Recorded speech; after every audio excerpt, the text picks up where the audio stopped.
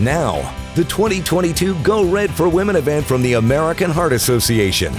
And now your host, KTAB anchor Maxine Ridling. Good evening and welcome to our broadcast of this year's Abilene Go Red for Women. During the next half hour, we'll hear from an inspiring survivor. Our sponsor, Hendrick Health, will show you what a typical heart or stroke event looks like, and we'll all gain awareness about our #1 health threat, heart disease.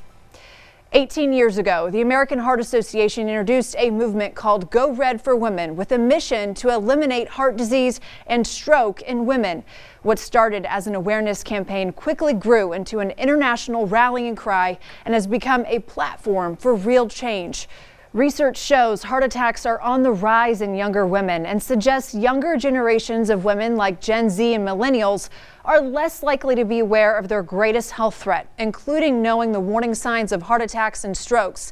That's why it's important for all women at all ages to take charge of their heart health and encourage others to do the same. Our goal is to stand up to heart disease and make the commitment that we will all do what we can to prevent losing even one woman to heart disease or stroke. So today we are going to help you reclaim your rhythm. But what does that mean? It means taking control of your health by making positive moves today for a healthier tomorrow.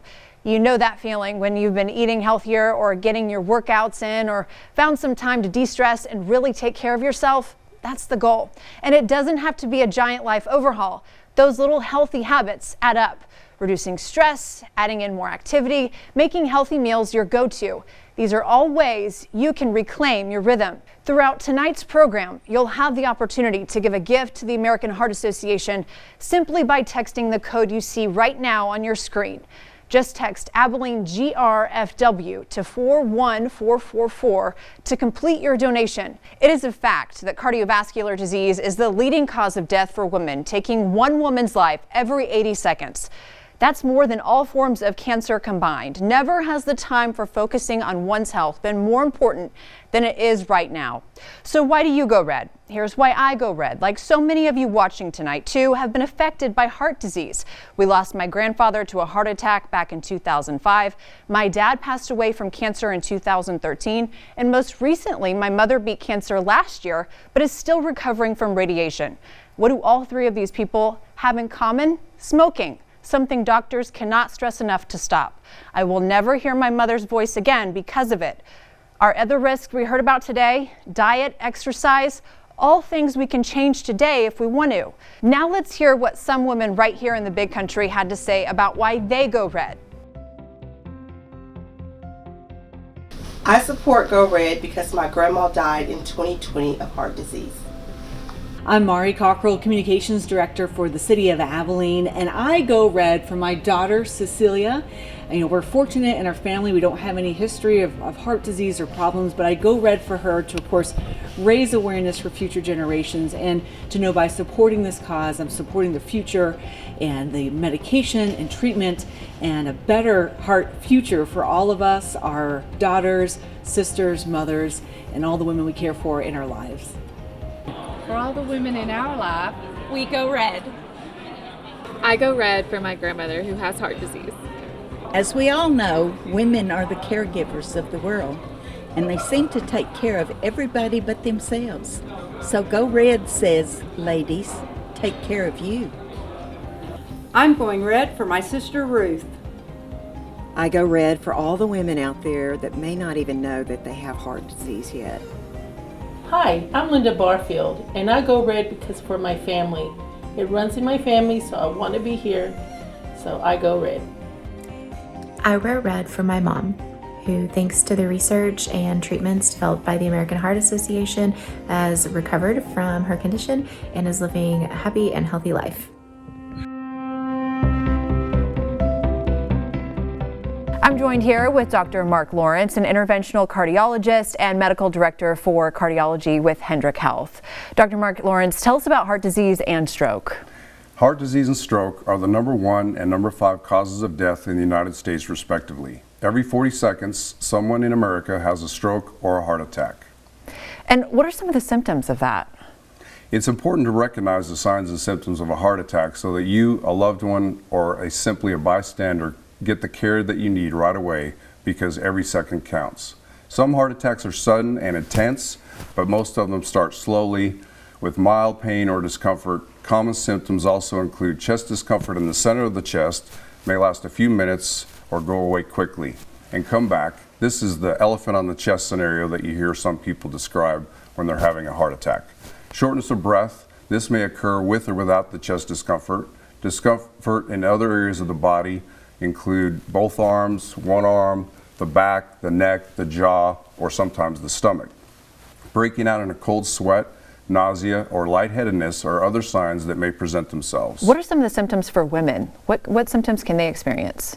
So women can have the same symptoms as men. They can have chest discomfort, but they frequently have jaw pain, more likely to have shortness of breath, more atypical type symptoms, sometimes nausea, and sometimes cold sweats. So we talked about a heart attack. What are some of the symptoms of a stroke? For a stroke, the acronym FAST is an easy way to recognize and respond to the sudden warning signs of stroke. F stands for face drooping. Ask the person to smile. Does the person smile normally, or does one side of the face droop, or is one side of the face numb? A stands for arm weakness. Ask the person to raise both arms. Is one arm weak? Can they not raise the arm? Does one arm drift down? S stands for speech difficulty. Ask the person to repeat a simple sentence like the sky is blue. Is the sentence repeated correctly? Are they gurgling their speech? Is it hard to understand? And finally, T stands for time. It's time to call 911 if you see any of these signs or symptoms, because time is of the essence, and you can treat a stroke with clot-busting medication and reverse an otherwise irreversible process.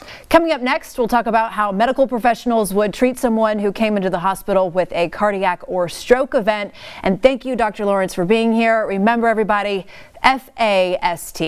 We want to take a moment to recognize our sponsor for today's program. Thank you to Hendrick Health for your continued support of the American Heart Association and the Go Red for Women campaign here in Abilene. Next up, Dr. Lawrence will take us on a tour of the cardiac cath lab.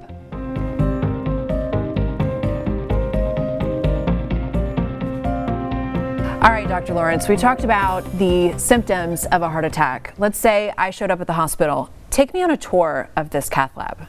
So the cath lab is a place where we open the artery. So cardiac events and heart attacks are caused by a blocked artery, and the best way to treat that blocked artery is to open it quickly. We do this in the cath lab. It's very quick. We roll the patient in. The nurses and the staff are very nice and know that it's a scary time. We sedate the patient and then put them on the table, access their coronary arteries either through the wrist or through the femoral artery. It all takes about 5 minutes, and then we take pictures of the arteries to see which one's blocked. Once we identify the blockage, we put a small wire down and open it up, and then usually put a stent in. And the heart attack is aborted at that point. So it's very rewarding for an interventional cardiologist. It's one of the most rewarding things I do is stopping a heart attack in its tracks by opening up the artery. So what's the difference between an open heart surgery? Open heart surgery is usually for people with chronic coronary disease who have angina and have too many blockages, have smoked too many cigarettes, to be treated with just stents. Frequently diabetics have more than one blockage, and those patients are best treated with open heart surgery. But for heart attacks, 99.5% of heart attacks are treated in the cath lab by opening the artery and putting in a stent. If they have extensive disease, sometimes we open the infarct-related artery and then they go to surgery down the road. So after that, let's talk about after you do that. What's the recovery like? So that's the beauty of the cath lab treatment, is the recovery is very quick. If the heart attack is caught quickly, sometimes we can release the patient in the next few days.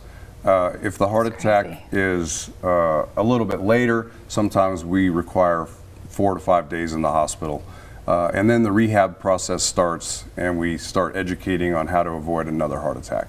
Thanks to AHA-funded research, new technologies continue to be developed to treat a cardiac or stroke event. Funding research is a cornerstone of the American Heart Association's life-saving mission, a pillar upon which the AHA was founded and a key to their future.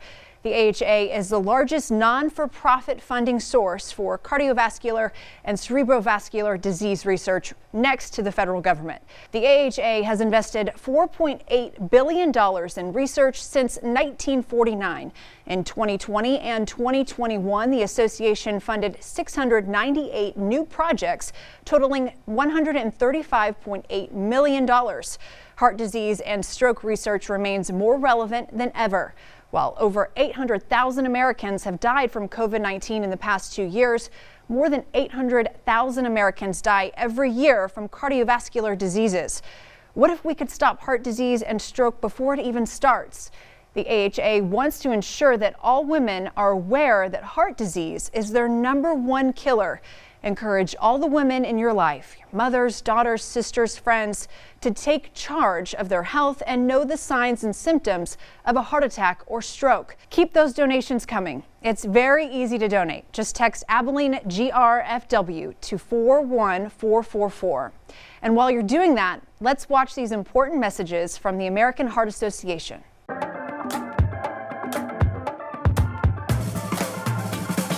Get it, slip it, cuff it, check it. Talk to doctor now and share it. Get it, slip it, cuff it, check it. High blood pressure silently affects millions of Americans. Staying on top of your blood pressure is as simple as these 4 easy steps. Self-monitoring is power. Visit manageyourbp.org to learn more. Most of us have a favorite song or soundtrack as motivation when we need it most. No matter which beat we choose, music inspires us all. Tuning into ourselves with mellow musical interludes, remixing our routines to push a little harder, grooving on healthier meal choices, even staying on beat with our blood pressure numbers and CPR training. Join us and get moving today for a healthier tomorrow.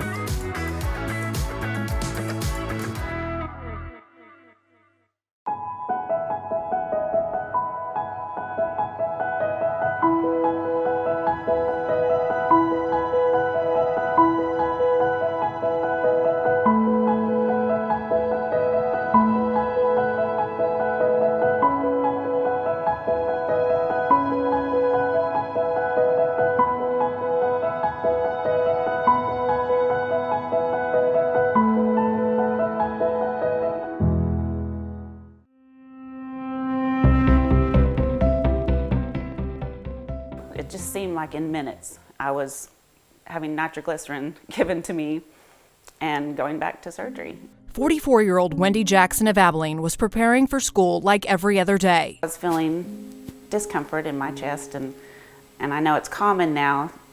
I thought it was heartburn. A persistent discomfort plaguing her as she taught the students at Bassetti Elementary. In the classroom, I decided I'm going to call the secretary of our school. Surprised by the consistent symptoms, Wendy was asked to take her blood pressure. It was staying longer, and the pain was getting worse. A visit to the school office turned into a trip to Hendrick's emergency room. Losing strength, Jackson was in a wheelchair headed toward the cath lab. That's when it hit me that I shouldn't be here, and I am. So she suffered a heart attack in October of 2021. They said if I was probably 30 minutes later, I wouldn't be here. Waking up from surgery, Jackson was in disbelief. 100% of her left lower heart chamber was blocked. It was the first time I heard the phrase widowmaker. But a successful surgery also meant a long recovery ahead. Afterwards, I did start cardiac rehab. I did have to wear a wearable defibrillator for 3 months after.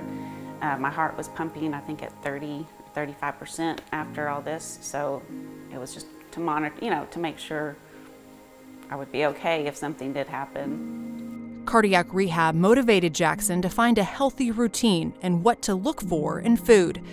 But the fight to survive was found elsewhere. It was hard every night when you go to bed not to think about that day, and you still do. But I think my family really pushed me to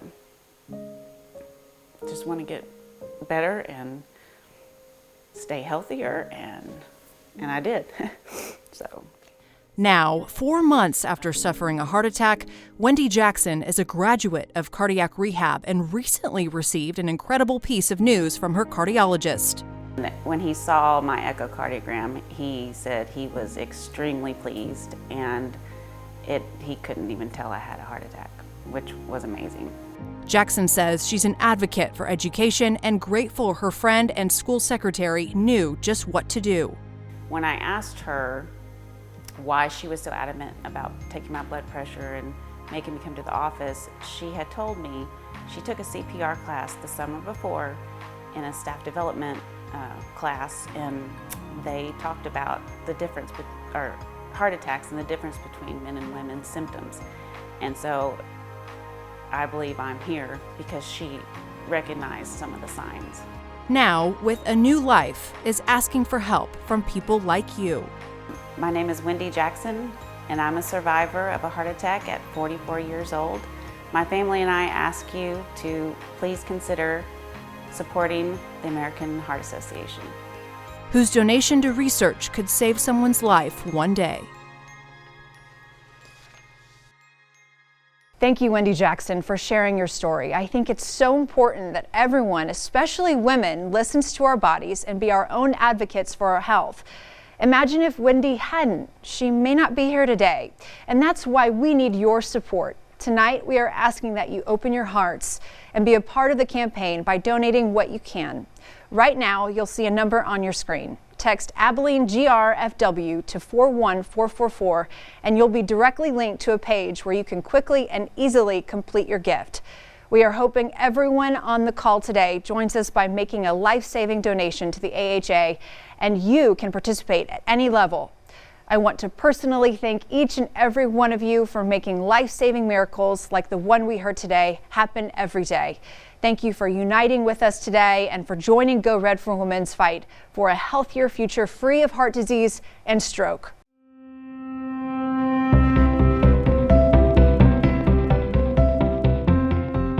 Okay, Dr. Lawrence, you just took me on a tour of the beautiful cath lab. Let's talk about the hybrid OR. So the hybrid ORs are, again, a magical place. This is a place that's a combination of imaging, like the cath lab is, but also as an operating room where we can do open heart surgery or do more invasive procedures than we can do in the cath lab. So in the hybrid OR, the most frequent procedures that we do are transcatheter aortic valve replacement. Is that you? That's me. Look at you. That's where we actually put in a new heart valve in the aortic position through the leg artery, and there's no open surgery required. Oh, beautiful. We do it in the hybrid OR because if there's a complication, we want to be able to take care of that right away. These are great places for stroke treatment as well. The interventional neuroradiologist can open up an artery to the brain and relieve stroke symptoms interventionally in addition to medication that may be used. Also in this room, we do mitral clips, which is clipping a leaky valve in the mitral position. All those things are done in combination with surgery and CT surgeons. We work collaboratively together and do the best thing for the patient. It looks beautiful. It looks like it is state of the art. Well, the technology is amazing. Yeah. I mean, we can map different electrophysiology problems, arrhythmias. We can superimpose CT imaging on top of our fluoroscopy and see exactly what size of different valves we need, what size annuli are. We do appendage closures for people that have atrial fibrillation that can't take blood thinners, and we put in a device so they can get off their blood thinners. That's also done in the hybrid OR. What about the critical care unit? So the critical care unit is a place that patients go that are a little sicker.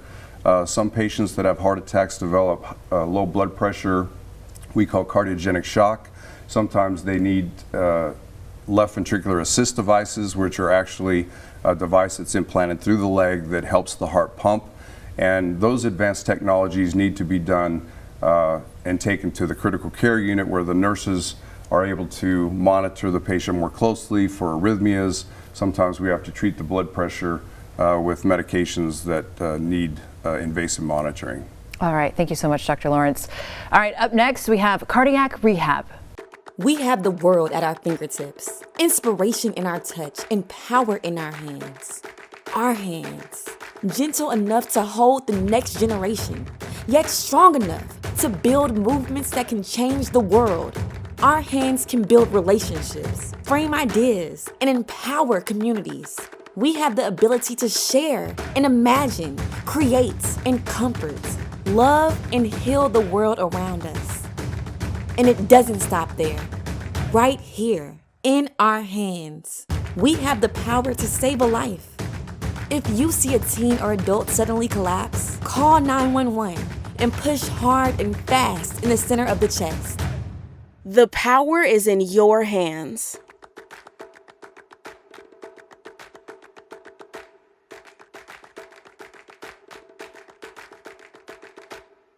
Every year, more women have strokes than men.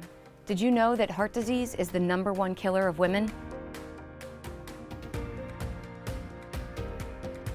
Women, especially Black and Hispanic women, are disproportionately impacted by heart disease and stroke. Without the research and the breakthroughs of the American Heart Association, I would not be here.